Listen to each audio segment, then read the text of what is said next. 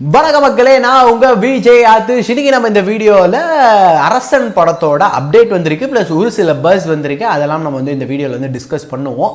அதுதான் இந்த வீடியோவும் கூட, ஓகேவா?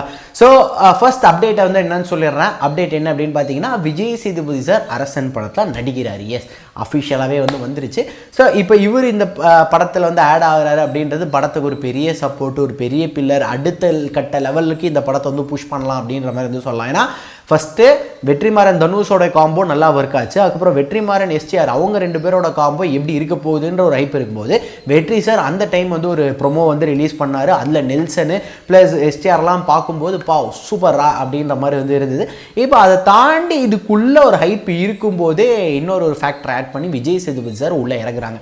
விஜய் சேதுபதி சார், வெற்றிமாறன் சார் இவங்க ரெண்டு பேரும் முன்னாடி ஒரு படம், அதாவது லைக் இதுக்கு முன்னாடி ப்ரீவியஸ் படம் விடுதலை வந்து பண்ணாங்க. அதில் வந்து என்ன மாதிரியான ஒரு சக்ஸஸ் வந்துச்சு, அந்த படம் எந்த அளவுக்கு பேசப்பட்டுச்சுன்றது வந்து தெரியும். இப்போ திருப்பி இந்த ரெண்டு காம்போ வந்து வருது. இதில் வந்து விஜய் சேதுபதி சாரை எப்படி யூஸ் பண்ண போகிறாங்க அப்படின்ற ஒரு கேள்வி இருக்கும்போது எனக்கு என்ன பட்டுச்சுன்னா, மேபி விஜய் சேதுபதி சார் படத்தோட வில்லனாக இருக்கலாம் நான் நினைக்கிறேன். ஏன்னா வடச்சென்னை அசுரன், அதாவது வடச்சென்னை அரசன், இந்த ரெண்டு படமும் வந்து ஒரு பாயிண்டில் வந்து மீட் ஆகும். பட் மீட் ஆகிற பாயிண்டில் மேபி ஒரு சண்டை அப்படின்னு சொல்லிட்டு லைக் தனுஷர் எஸ்டிஆர், அந்த மாதிரி தனுஷர் வர்சஸ் எஸ்டிஆர் அப்படின்ற ஒரு விஷயம் வந்து நடக்கலாம்.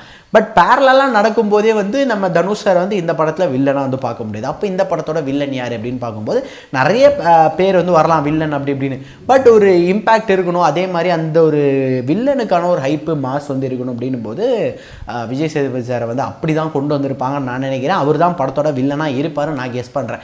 அண்ட் இப்போ இந்த ரெண்டு படம் இருக்கு இல்லையா, வடச்சென்னை அரசன், இந்த ரெண்டு படத்தையும் மீட்டிங் பாயிண்ட்டாக எங்கே வைக்க போகிறாங்க அப்படின்னா, நிறைய பேர் இந்த படத்தில் வந்து ஆண்ட்ரியா நடிப்பாங்க, ஆண்ட்ரியா நடிக்க வாய்ப்பு இருக்குது, ஆண்ட்ரியா இருப்பாங்க கன்ஃபார்ம் ஃபார் ஷோர்லாம் வந்து சொல்லிட்டு இருந்தாங்க இல்லையா.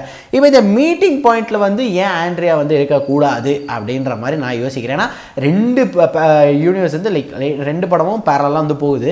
இதை வந்து ஒரு விஷயமாக வந்து நடுநிலையை நிப்பாட்ட ரெண்டுத்தையும் கனெக்ட் பண்ணுறதுக்கு ஒரு ஜாயிண்ட் வந்து தேவை. அந்த ஜாயிண்ட் வந்து எப்படின்னா லைக் உள்ள ஆண்ட்ரியாவை கொண்டு வந்தால் லைக் அந்த ஒரு வே வந்து லைக் இப்படி இருக்க ரெண்டு படத்தை இப்படி ஒன்றா சேர்க்குற ஒரு பாயிண்டில் வந்து ஆண்ட்ரியா இருப்பாங்க நான் நினைக்கிறேன்.